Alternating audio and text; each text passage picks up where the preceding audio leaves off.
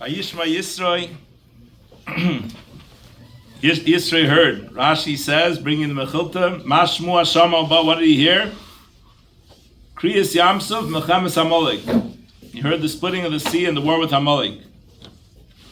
The pasuk itself says, Vayishma, if you look in the pasuk, what does the pasuk say? Vayishma Yisroi koyem midyan chayz Moshe eis kol asher asa likim l'Moshe l'Yisrael ki hoitzi Hashem es Yisrael miMitzrayim. The pasuk seems to say something different. Everything that Hashem did for Moshe and for the Yidden, that He took them out of Mitzrayim.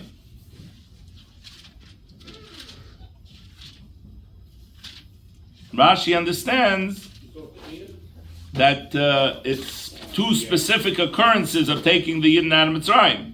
Kriyas Yamsuf and the war with Amalek.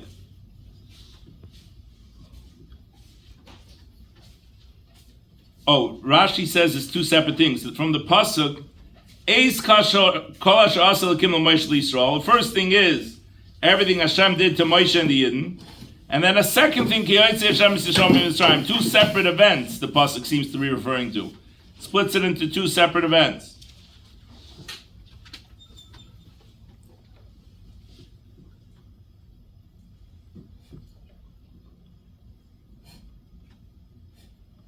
Why doesn't it in the pasuk? Why does it first say one thing Hashem did for Moshe and the Yidden, and then Hashem took the Yidden out of Mitzrayim? Doesn't mention Moshe anymore. One thing Hashem did for Moshe Yisrael, and then in the end that Hashem took the Yidden out of Mitzrayim. So the second thing, it doesn't mention Moshe because Moshe was already in Midyan. For most of the Galus, Moshe was in Midyan. He wasn't enslaved.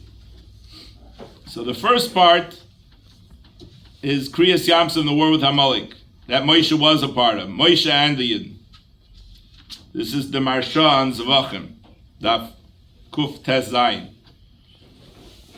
There's still a question that remains. The whole world heard about Kriyas Yamsuf. Why just Yisrael? We say, Shamu Amim Yugazin Chilach Az Yeshri Plashes Aznev Hala Alufe Edom. Peoples heard, they trembled, terror gripped the inhabitants of Philistia, the chieftains of Edom were confounded, all the dwellers of Canaan melted. The Medrash says, at the time of Kriyas Yamsuf, all the water in the whole world split. How could anyone avoid knowing about this miracle? Everyone heard about Kriyas Yamsuf. What's so unusual about Yisro's hearing that caused him to be singled out by the Torah? The Yisro heard. Everyone heard. So the answer lies in the words of Rashi, Mashmu Hashama Uba, that made him come. Rav Shalom Shwadron says two people can hear about the same thing. Right, Neil? Everyone, yeah. we both hear stories together.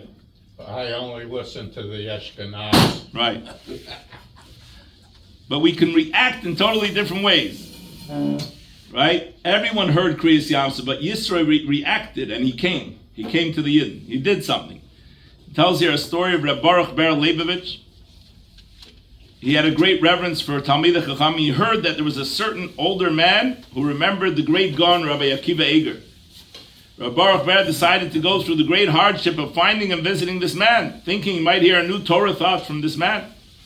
He asked his famous student, Rav Shlomo Hyman, to join him on this venture. After much difficulty, they succeeded in locating the man who had seen Rabbi Akiva Eiger. Reb Baruch Ber could hardly contain his excitement. With great feeling, he asked the man whether he had indeed known Rabbi Akiva Eiger. The old man very coldly and unenthusiastically answered, "You mean the Posner Rav?" "Yeah, I knew him." Immediately, Reb Baruch Ber stood up and turned to his student. "We have nothing to gain here. This man did not know Rabbi Akiva Eiger. True, he might have seen him and even conversed with him, but the Rabbi Akiva Eiger I wish to hear about, he obviously never knew. If he had, he would be able to speak of him with much more awe and admiration." It's as if we are talking about two different people. So everyone heard about Kriyas Yamsuf, but Yisro truly heard and understood and recognized and came. Everyone heard about the great miracle of Kriyas Yamsuf, the war with Amalek. Only Yisro understood the message and made a decision to change his life based on it. That's what Rashi is saying, Mashmu Hashamo Ba. What did he hear that made such a great impact him and caused him to come? Now, what did he hear? What made him change his life and come join the Jewish people? It's something that everyone heard, but only Yisro got the message.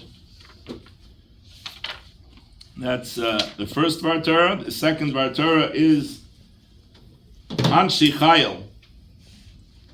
Right? Yisro tells us that we need to find from amongst the entire people men of valor, God-fearing men, men of truth, men who despise money. Soini Batza, they shall judge the people at all times. Yisro is a relative newcomer, and he's offering a suggestion how to change the entire judicial system that was in place at the time. His suggestion received the approval of Moshe and Hashem.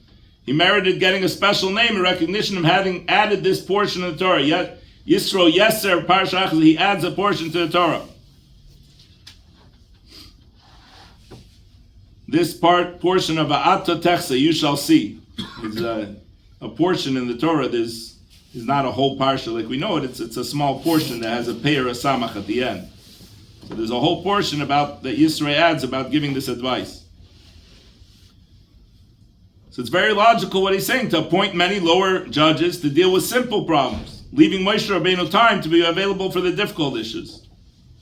What are the qualifications that he enumerates? Men of valor, God-fearing men, men of truth, men who despise money.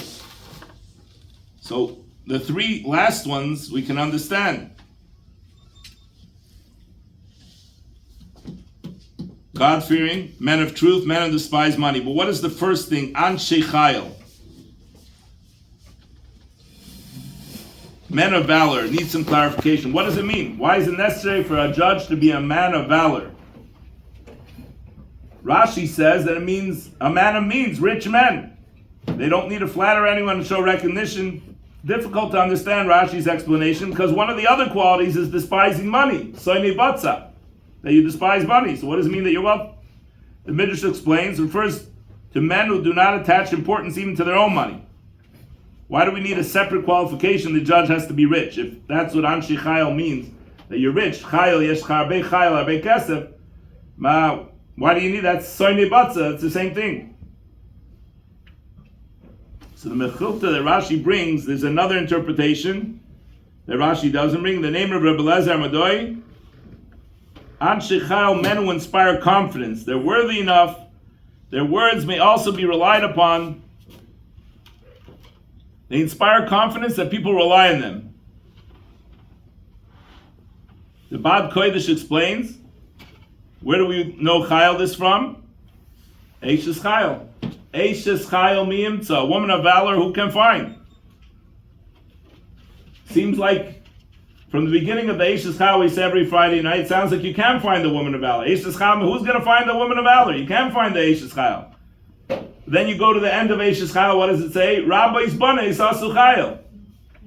That many women have attained valor. Stira be'Eishes Chayil, you ever thought about Stira be'Eishes? You heard about it before? It says Stira be'Eishes Chayil. Beginning says Eishes Chayil miyim, so who can find? In this week's parsha says Anshi Chayil, and the Sal says Rabot banas asu Chayil. Norwegian singer.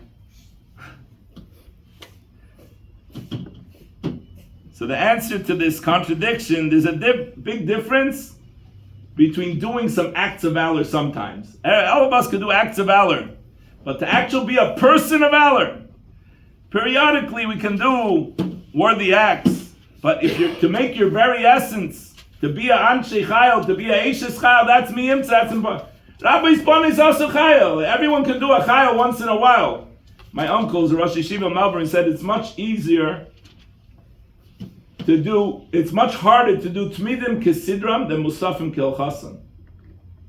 You think what's hard is to come day by day, every day, to be a constant Eishes Chayil, a constant Anshe Chayil, to come Shachas Mincha Ma'ariv every day is a very hard thing. Once in a while, to Rabbi's banes asu Chayil, to do Musafim Kilchasim, to do Musaf on Rosh Chodesh, on a Shabbos and Yom Tov, that's very easy. Now, Rabbi's banes asu Chayil. So that's what the Bad Kodesh says, what Mechilta means. Anshe Chayil, they inspire confidence, their very essence that is true. That's a separate thing. That's the first thing of the four qualities that Yisro wants. May we merit the coming of Mashiach Meher B'Yameinu Amen, when we'll all truly become Anshe Chayil. Amen. Shkoyach. We're 2 million from Arab. We're not 20 people.